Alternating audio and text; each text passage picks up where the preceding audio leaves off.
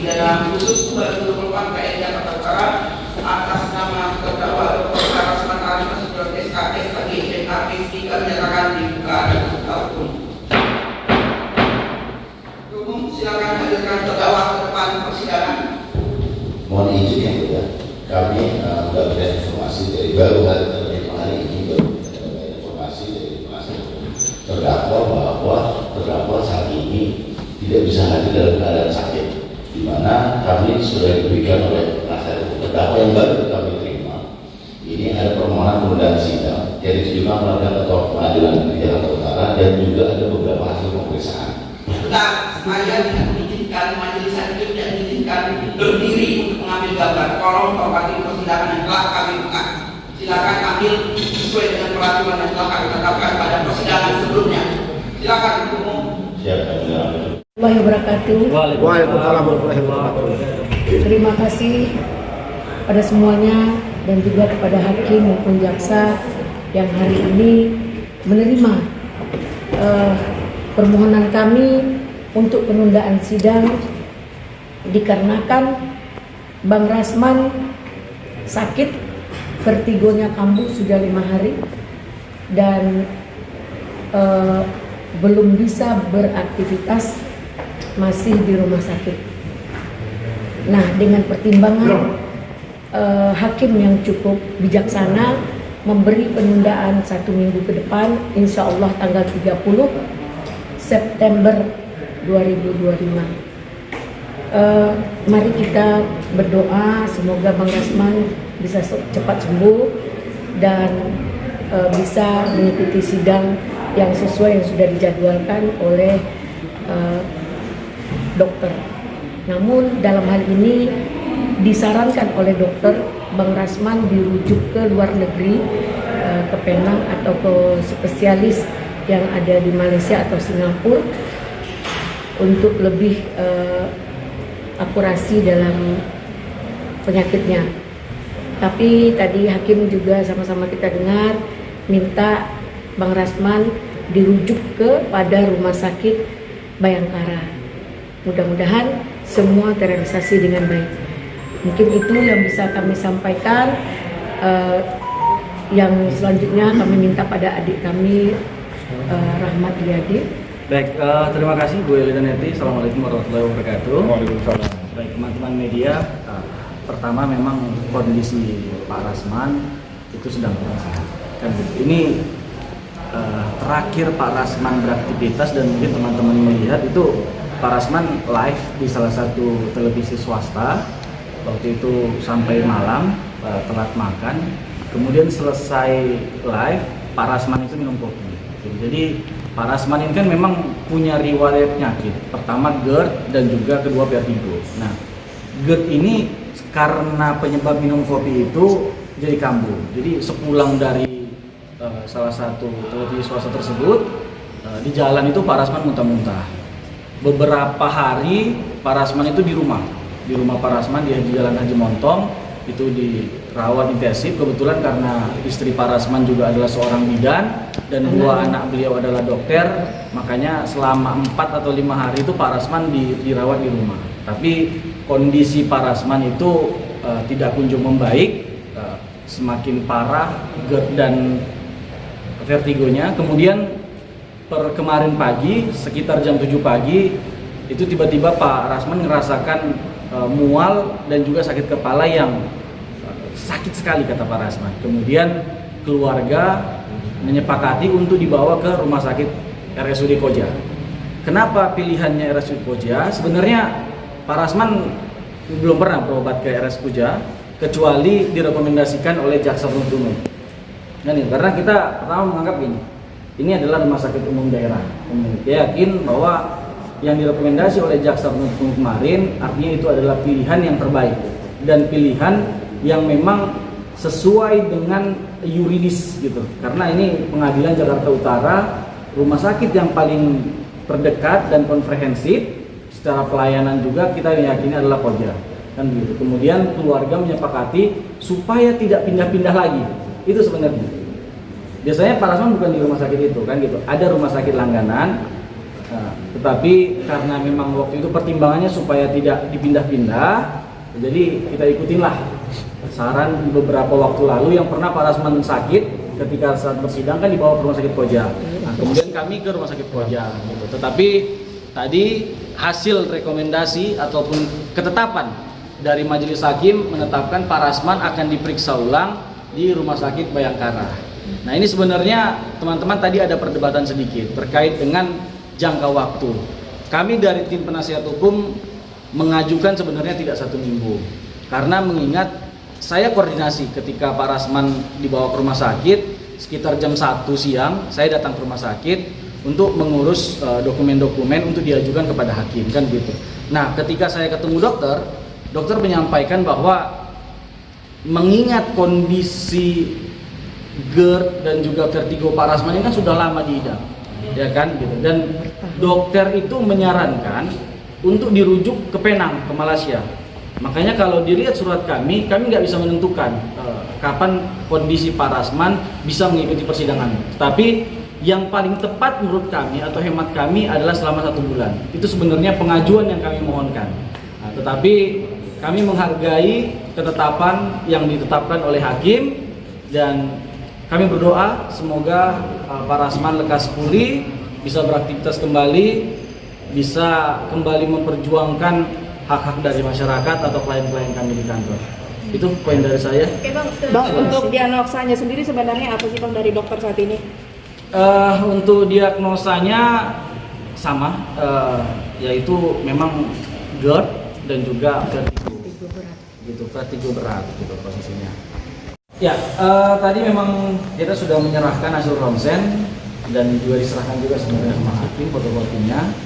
Makanya hakim tadi tidak lagi membuka hasil ronsennya. Memang hasil ronsennya itu terlihat ada beberapa gangguan lah di dalam vertigo itu dan juga di bagian lambung, bagian dalam. Nah, gitu. Bang, apakah salah satunya sakit dari minggu itu gara-gara jelang vonis atau gimana Bang? Untuk jelang vonis sih saya pikir tidak. Gitu. Karena memang Pak Rasman sejak 3 minggu lalu sudah sangat siap untuk menghadapi vonis ini. Dan Pak Rasman selalu berkeyakinan bahwa Pak Rasman membelai Klima ketika pelaksanaan itu atau hari di mana tanggal 25 April 2022 sampai dengan 11 Juni itu Pak Rasman meyakini bahwa beliau tetap akan dilindungi oleh hak imunitas advokat. Jadi kalau kekhawatiran terhadap putusan ini saya pikir tidak ada. Memang karena kondisi pola makan dan pola hidup yang kurang sehat saya pikir. Gitu. Karena memang sebelum kejadian itu saya sering beberapa kali telepon Pak Rasman jam 12 malam gitu. Ini bos saya kenapa tidurnya lama-lama kali gitu. Nanti jam 7 pagi udah telepon lagi gitu. Bangunnya cepat, gitu. Tidur lama, bangun cepat, itu luar biasa kan gitu.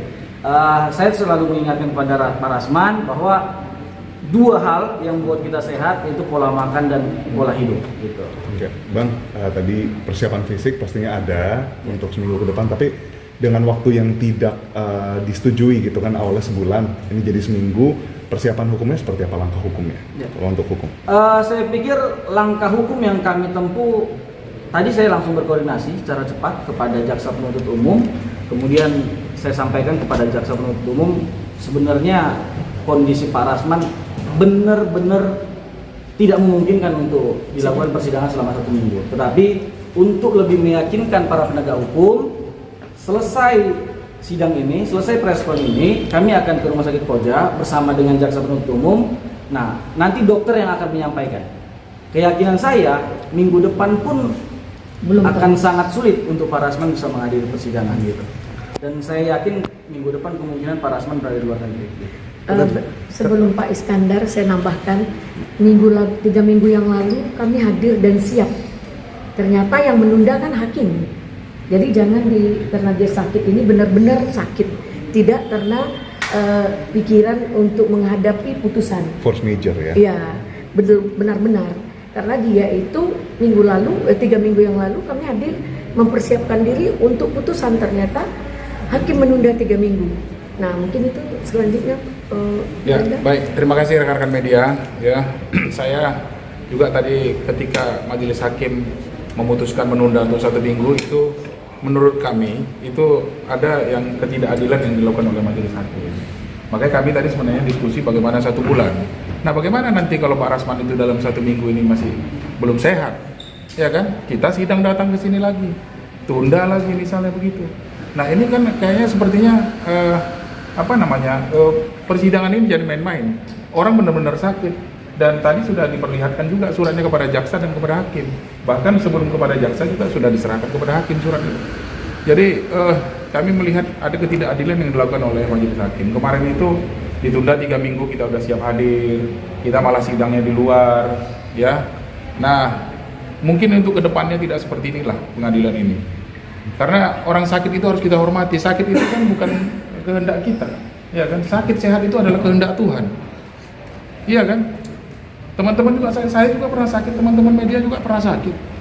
Kalau sakit terus kemudian kita dipaksakan untuk hukum kita untuk hadir, kan ini cobalah ya, artinya ini kedepannya para penegak hukum ya untuk mempertimbangkan ketika orang sakit supaya putusan ini adil. Jadi ketika nanti dia katakan nanti diputuskan juga 1 minggu tanpa kehadiran terdakwa, ya ini kan sangat disayangkan sekali. Jadi mungkin sama-sama nanti Pak Rahmat juga dengan teman-teman media untuk menjenguk Pak Rasman ya, supaya kita yakin, publik yakin. Jadi jangan nanti ada negatif penilaian publik di sana. Oh, ini Pak Rasman mau putusan ini buat sakit, jangan begitu, ya kan? Pak Rasman ini adalah seorang advokat loh, menerima kuasa. Undang-undang advokat jelas, putusan MK jelas. Di mana ketika orang dihukum ketika membela kliennya? Kalau nanti putusan itu adalah menjadi jurisprudensi bagi kami semua pengacara di Indonesia, ini luar biasa. Akhirnya kena gugat semuanya nanti di seluruh Indonesia, para pengadilan atau para hakim. Barangkali itu saja. Ya, boleh kita tambahkan ini kalau terjadi Bang Rasman diputuskan bersalah, ini error in persona. Kenapa? Ketika salah orang dia. Ketika hakim memutuskan seseorang bersalah, anggaplah dihukum 10 tahun, bolehkah tidak dia digugat? Kan tidak. Ketika jaksa menuntut bahwa 10 tahun, boleh nggak dia digugat? Kan tidak. Ketika polisi menyatakan dia bersalah, boleh nggak polisi dituntut? Sama dengan kami, karena setara dalam penegakan hukum. Kita dalam bekerja membela klien tidak dapat digugat, baik perdata maupun pidana, di luar dan di dalam persidangan. Mohon itu saja dihormati, karena kita punya etik dan punya undang-undang. Nah, kami berharap jangan ada fitnah ya pada semua netizen maupun semua bangsa Indonesia. Jangan ada fitnah.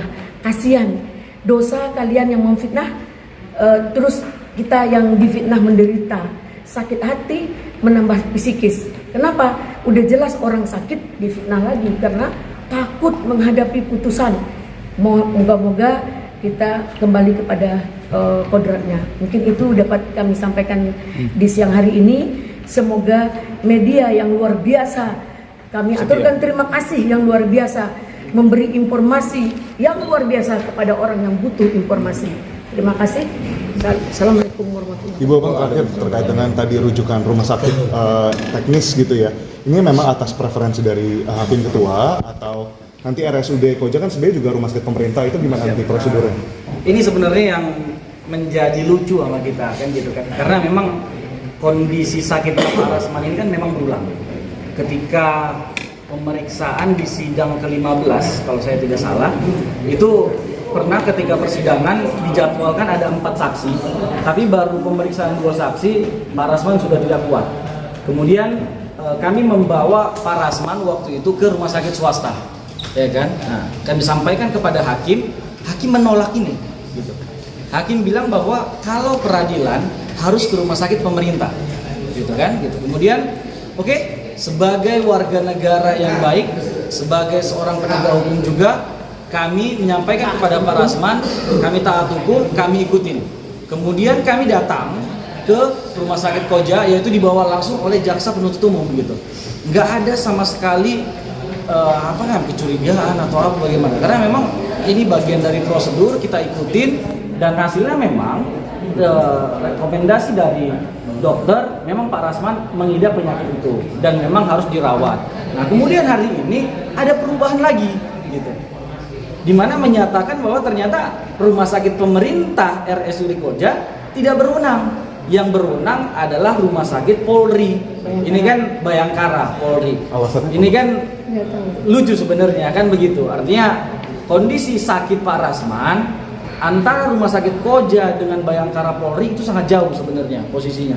Jakarta Utara ke Jakarta Timur gitu. Jauh sekali kan gitu. Di posisi yang Pak Rasman nggak bisa duduk terlalu lama, nggak bisa berdiri terlalu lama, ini pasti akan menyulitkan. Artinya kami kemungkinan akan berkoordinasi kepada jaksa penuntut umum untuk tidak terburu-buru memindahkan Pak Rasman. Harus mengutamakan kesehatan dari Pak Rasman terlebih dahulu. Itu yang paling utama. Kami tidak ada berniat menunda persidangan, nggak ada. Memang murni karena kesehatan. Kami akan lebih mengkhawatirkan kondisi kesehatan Pak Rasman daripada proses persidangan ini sendiri. Tetapi itu pun ketika Pak Rasman benar-benar pulih dan bisa mengikuti persidangan, kami pastikan Pak Rasman akan menghadiri persidangan. Itu dia. Penegasan Bang, berarti dari majelis hakim yang meminta untuk pergantian rumah sakit 2 kali. Ya, Ya. dari majelis hakim yang menyampaikan untuk diganti atau dipindahkan sebanyak 2 kali rumah sakit umumnya. Itu dia poinnya. Jadi ini sebenarnya ya perkara ini sangat lucu. Seperti ada intervensi. Kenapa kami sampaikan di sini? Siapa yang dirugikan di sini? Dalam perkara Rasman ini siapa yang dirugikan? Kan nggak ada yang dirugikan. Hanya hanya kecurigaan daripada Pak Hotman. Nah ini kan sudah berjalan. Mohon ada keadilan. Jangan ada keberpihakan.